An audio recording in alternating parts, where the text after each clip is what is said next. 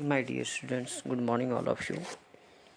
Today we will read the new poem, The Fancy Dress Show, written by Kamala Das. First of all, we will read about the writer, author Kamala Das. Kamala Das, born 1934, who lives in Mumbai, writes both in Malayalam and English.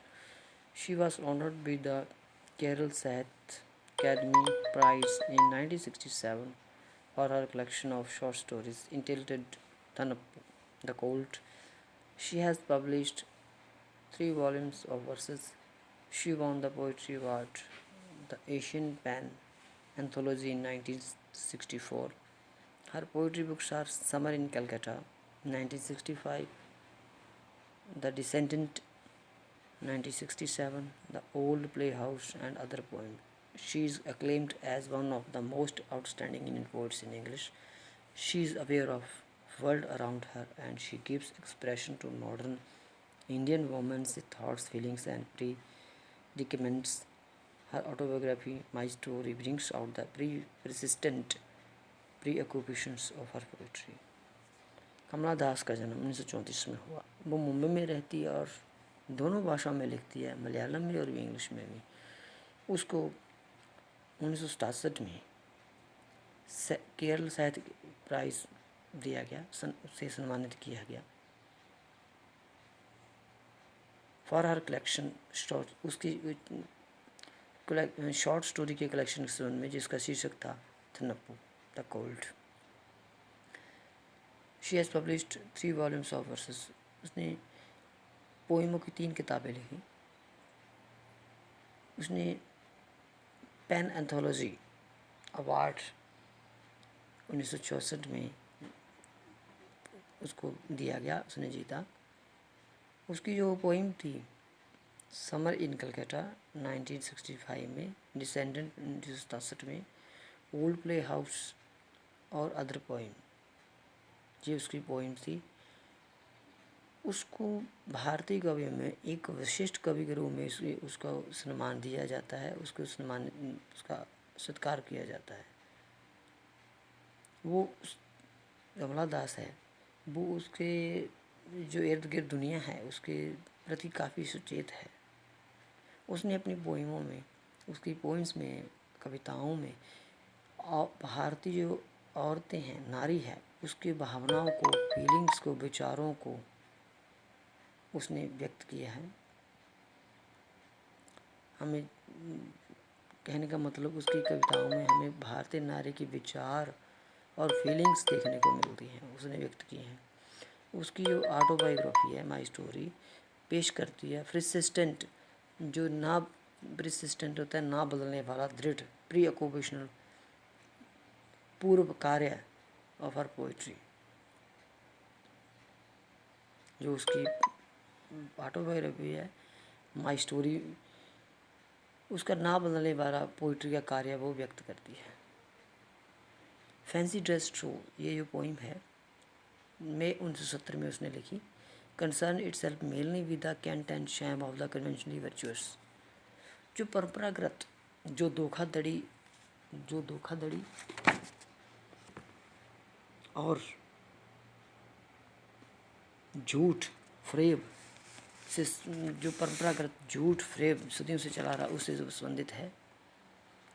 There appears to be an air of urgency and immediacy about the poem.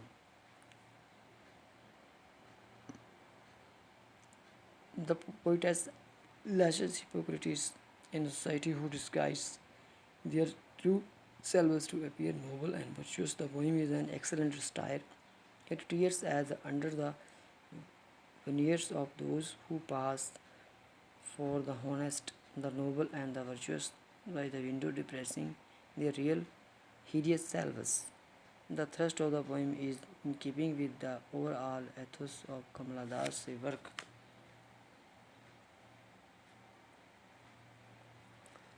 ये जो poem है, मुख्य रूप से जो परंपरागत virtuous, गुणात्मक, पूर्व चला आ रहा धोखाधड़ी और फ्रेब से संबंधित है। जब देयर अपीयर्स टू बी,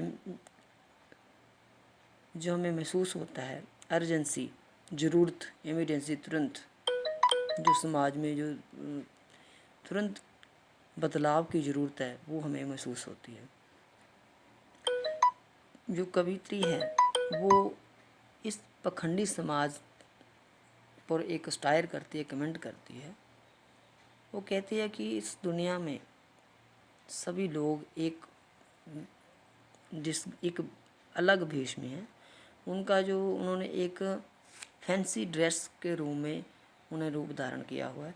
कहने का मतलब उनका जो चेहरा है, कपड़े हैं वो और हैं, लेकिन वो अंदर से कुछ और दिखाई देते हैं।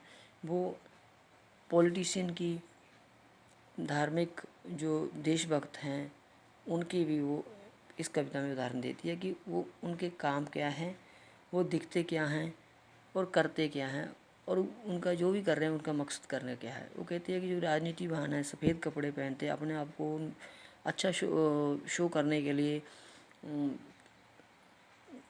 भूख हड़ताल करते हैं, अनशन पर बैठते हैं, लेकिन उनका मकसद क्या है, सिर्फ अपना उल्लू सीधा करना होता है।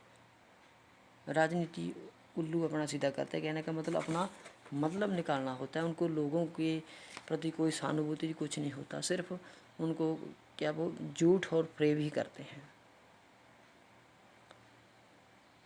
बड़े बड़े भाषण देते हैं, हम लोगों के लिए ये करेंगे, गरीब लोगों के लिए ये करेंगे, लेकिन क्या है उनका किसी के प्रति कोई सहानुभूति, कोई प्यार नहीं है, लेकिन सिर्फ उनका अपना मकसद होता है इसके पीछे। चाहे कहने वो कह रही है कि सभी एक अलग लोगों के साथ एक फैंसी ड्रेस पहने हुए, जैसे कि बच्चों को फैंसी ड्रेस पहना देते हैं, वो एक दूसरे से क्या कर रहे हैं, छल कर रहे हैं, कपट कर रहे हैं। ये पोइम है इस समाज के ऊपर क्या है, एक कटाक्ष है, एक व्यंग है।